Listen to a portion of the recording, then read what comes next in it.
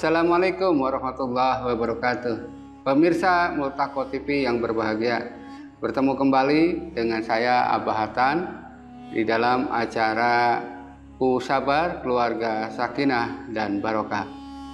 Insya Allah kita akan sama-sama simak tentang apakah perlu ada premarital agreement atau apakah perlu ada perjanjian pranikah. Ya. Sebelum kita simak, silahkan di subscribe dulu Multaqo TV, ya, ditonton, like, share, dan komen. Terima kasih. Assalamualaikum warahmatullahi wabarakatuh.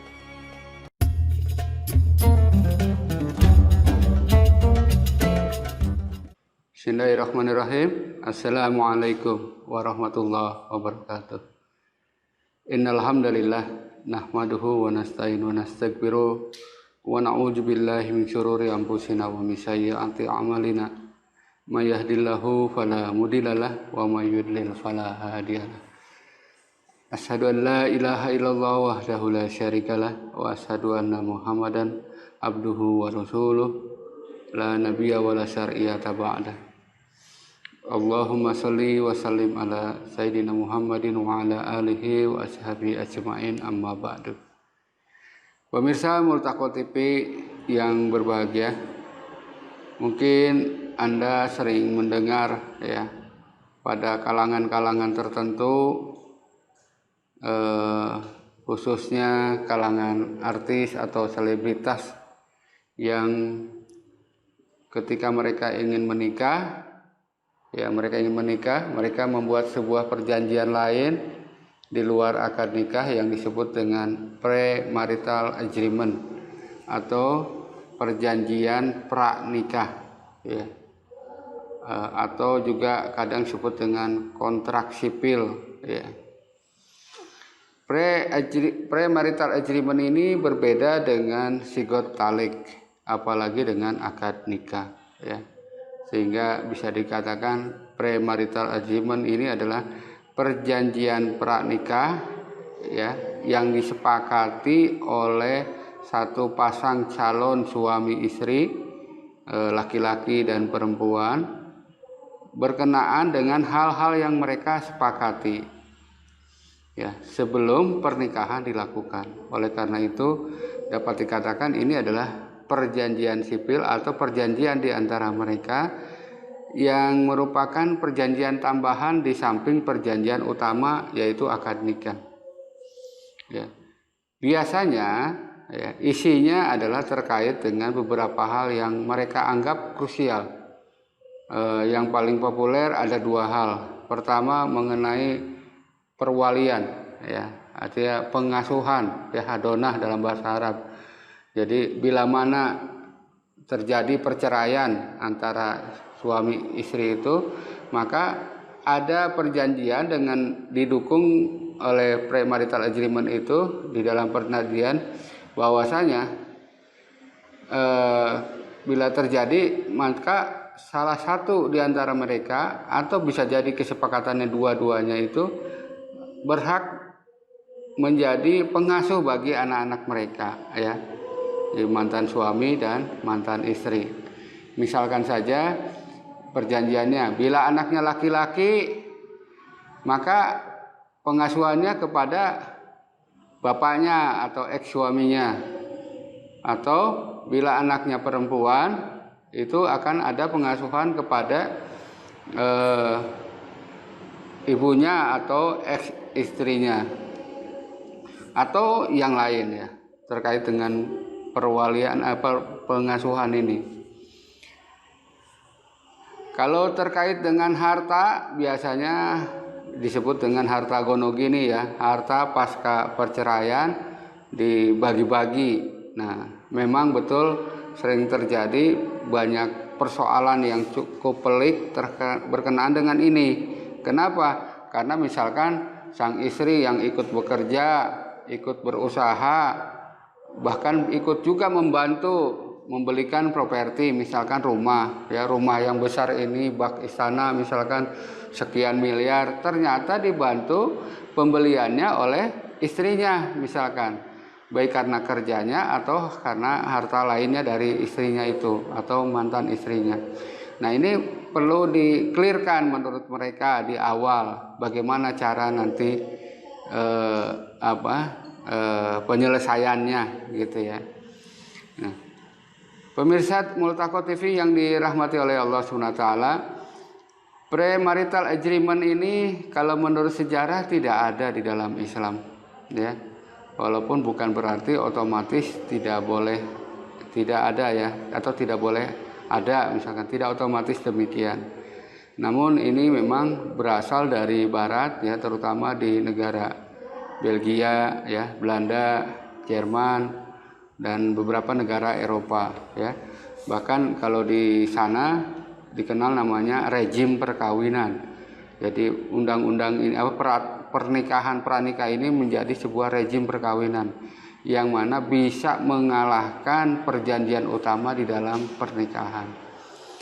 Nah, pemirsa Multaqo TV yang dirahmati oleh Allah SWT, lalu bagaimana kita menyikapinya? Karena faktanya banyak sekali ya kalangan tertentu tadi ya yang mereka beragama Islam ya, kemudian melakukan perjanjian pranikah ya. Yang pertama apa ingin sampaikan? Perjanjian itu hukumnya boleh saja dilakukan, mubah saja dilakukan. Jadi antara laki-laki dengan laki untuk perjanjian apa, misalkan perjanjian bisnis ya, perjanjian usaha, perjanjian kerja, itu boleh dilakukan. Begitupun antara laki-laki dengan perempuan dalam konteks atau dalam frame persoalan-persoalan yang dibolehkan ya di antara laki-laki perempuan. Kalau bukan pernikahan ya bisa misalkan dengan hubungan bisnis. Bagaimana dulu Rasulullah SAW itu melakukan kontrak kerja untuk menjualkan ya barang-barang milik Khadijah binti Khuwailid ya sebelum mereka menikah, dengan ujroh, dengan upah akan diberikan 2 ekor unta ya. Itu antara laki-laki dengan perempuan yang bukan urusan pernikahan ya. Ada juga misalkan urusan keilmuan, taklim, seorang guru ya memberikan ilmu pembelajaran laki-laki, guru-guru laki kepada para perempuan misalnya ya. Dibikin perjanjian, dibikin peraturan ya. Bahkan bisa jadi dengannya itu karena memberi manfaat perjanjian kerja pada persoalan-persoalan pendidikan. Itu dibolehkan ya. Di bidang kesehatan juga bisa ya, misalkan dokter, perawat ya yang kemudian bisa memeriksa kesehatan atau memeriksa penyakit dan juga merawat ya kesehatan di antara laki-laki dan perempuan. Walaupun khusus untuk ini dianjurkan sesama jenis kelamin yang sama.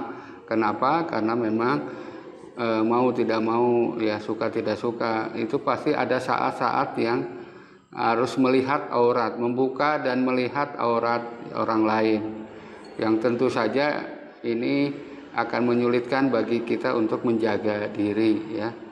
Nah, kita diperintahkan untuk godul basor, menundukkan pandangan. Tapi nyatanya dalam aspek ini dalam segi kesehatan bisa membuka dan melihat aurat orang lain, walaupun hukumnya tetap mubah. Dalam aspek yang lain, misalnya yang daruriyat sekali ya, semirip dengan kesehatan tapi ini yang berimpak kepada kematian ya. Misalkan ada yang ketabraknya perempuan misalkan, naudzubillah ya, sudah berbahaya sekali, hampir meninggal atau apa. Kemudian ada laki-laki yang lewat, hanya dia yang nggak ada yang lain, ditabrak lari misalkan. Nah, maka dia dibolehkan ya untuk melakukan perlakuan treatment atau apapun demi keselamatannya. Namun tentu kondisi yang seperti ini tidak ada perjanjian ya. Namun yang ana maksud adalah masalah interaksinya. Nah, Pemirsa Multaqo TV yang dirahmati oleh Allah Subhanahu wa taala, secara hukum perjanjian premarital ini sebetulnya boleh. Namun yang sedang kita bahas tadi ya, Abah di awal menyampaikan apakah perlu ada premarital agreement. Ya. Nih, kalau soal ini Abah punya pandangan, punya pendapat bahwa menurut Abah bila mana isinya seperti yang disampaikan tadi, terutama dua hal, masalah harta gono gini dan yang kedua adalah masalah pengasuhan, maka tidak perlu ya. Tidak perlu ada premarital agreement ya. Sepertinya keren gitu, tapi nggak ada esensinya. Kenapa? Karena untuk dua urusan tadi dan urusan-urusan yang lainnya, Islam itu sudah memiliki aturan-aturan yang sangat jelas. Tinggal kita ketahui, kita cari ilmunya, kemudian kita amalkan. Ya, jadi dengan kata lain kita mencukupkan ya pada akad nikah saja. Ya, mencukupkan dengan akad nikah. Akad nikah adalah pintu gerbang sahnya antara laki-laki dan perempuan untuk membentuk satu lembaga pernikahan sekaligus lembaga keluarga. Nah, pemirsa Multaqo TV yang dirahmati oleh Allah SWT, tentu saja akad nikah ini sebagai pintu saja, bahwa kemudian bila diibaratkan sebuah rumah, maka rumah hanya ada pintu, maka tidak cukup. Tidak bisa dia melindungi dari hujan, dari panas yang ada di atas gitu ya, melindungi dari terik atau melindungi dari angin yang ada dari atas ya, hanya bisa dari pintu, tidak bisa. Maka untuk adanya gedung-gedung pilar-pilar atau plafon, langit-langit, kemudian atap dan hal-hal lain yang membuat estetika rumah itu bertambah, maka diperlukan bagi kita informasi atau ilmu tentang pernikahan ya, ilmu tentang tujuan pernikahan, ilmu tentang hak dan kewajiban dari masing-masing ya, suami, istri atau ayah, anak, ibu, anak, semuanya harus dipenuhi, harus diketahui oleh kita. Karena berangkat dari akad pernikahan itulah kita memiliki kebolehan. Nah, selebihnya kemudian kebolehan ini kita buat seindah mungkin. Ya, nah kita paham bahwa akad nikah ini disebut dengan mitsaqon ghalidhan, perjanjian yang sangat luhur ya, perjanjian yang suci yang sangat luhur atas nama Allah Subhanahu wa taala. Kemudian kita menikah, laki-laki mengemban tanggung jawab terhadap sang calon istri atau istrinya tersebut yang biasanya diasuh oleh keluarganya, bapak dan ibunya, yang ditanggung jawabnya dari bapaknya kepada kita laki-laki. Kembali ke masalah premarital agreement, kenapa Abah menyampaikan menurut Abah tidak perlu? Karena syarat-syarat ya, kan isi dari premarital itu seolah-olah menjadi syarat dari pernikahan. Syarat-syarat apapun bila melanggar akad syar'i, bila melanggar syariat, maka batil. Tidak ada artinya. Bahkan 1000 syarat pun ya yang disepakati oleh mereka, selama melanggar syariat akan batal. Karenanya batil. Karena batal maka tidak dianggap menurut Islam. Ya, artinya bahwa Allah tidak menganggap perjanjian tersebut sesuatu hal yang akan mengikat mereka.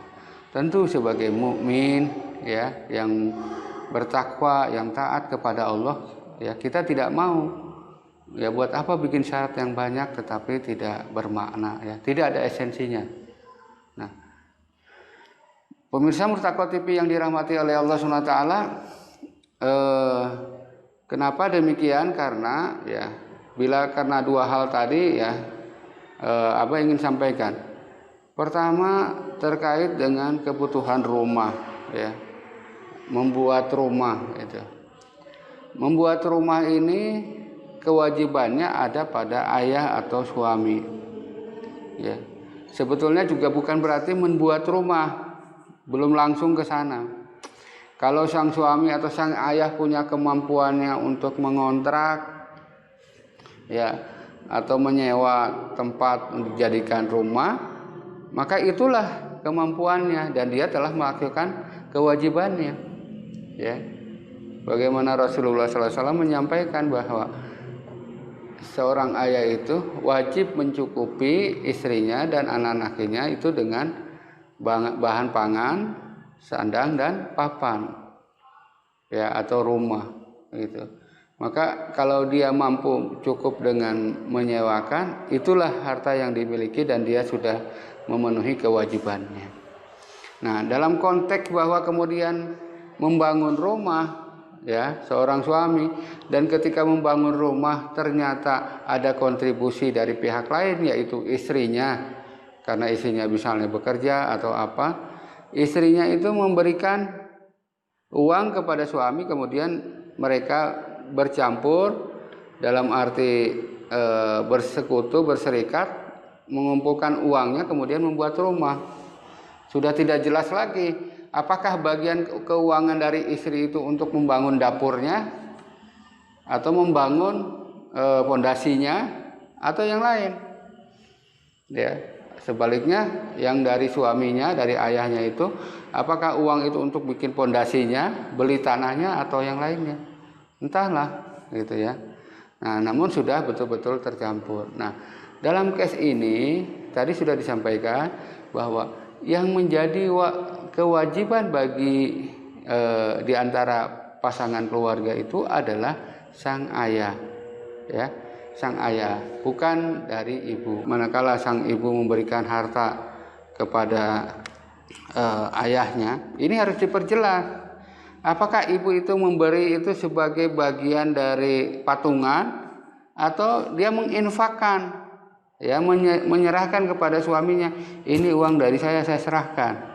Nah, ketika saya serahkan, saya berikan, diinfakkan kepada suami, maka itu jelas sudah menjadi milik suami, tidak lagi menjadi milik istrinya, sehingga tidak pantas untuk kemudian dituntut kembali bila mana terjadi perceraian di antara mereka, ya.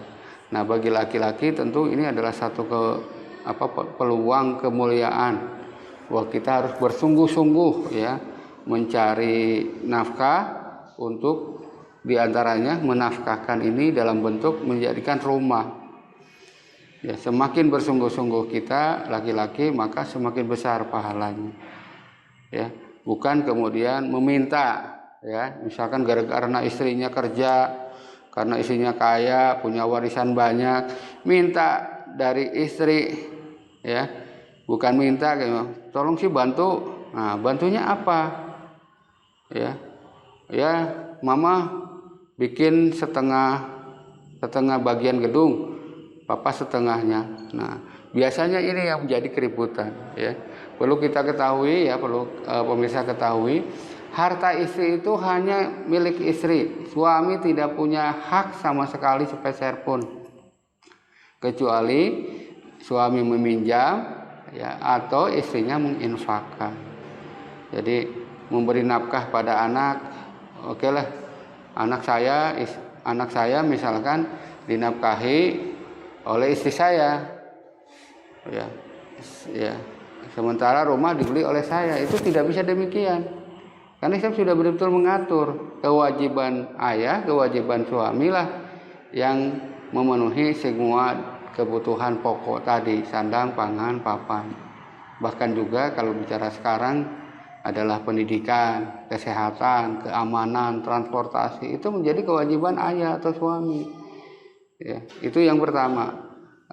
Yang kedua tentang pengasuhan atau dalam bahasa Arab disebutnya dengan hadonah. Ya. Hadonah itu di dalam Islam menurut berbagai hadis dan juga ijma para sahabat, bahwa hadonah itu hanya haknya ada pada para istri, para ibu, ya. Jadi ketika terjadi perceraian di mana anak-anak itu masih belum dewasa, masih belum mandiri, maka ada hak bagi anak untuk memilih, Sebaliknya ada hak bagi orang tua, yaitu ibunya, mengklaim. Jadi dalam Islam itu sebetulnya hak pengasuhan, terutama yang belum balik, yang belum mandiri, otomatis jatuh kepada pihak ibu. Ya, secara umum, secara normal demikian. Memang ada hak, ada kondisi-kondisi lain di mana kemudian pengasuhan itu bisa berpindah kepada ayahnya. Ya, insya Allah pemirsa Multaqo TV, di lain kesempatan saya akan menjelaskan ini lebih detail. Demikian. Assalamualaikum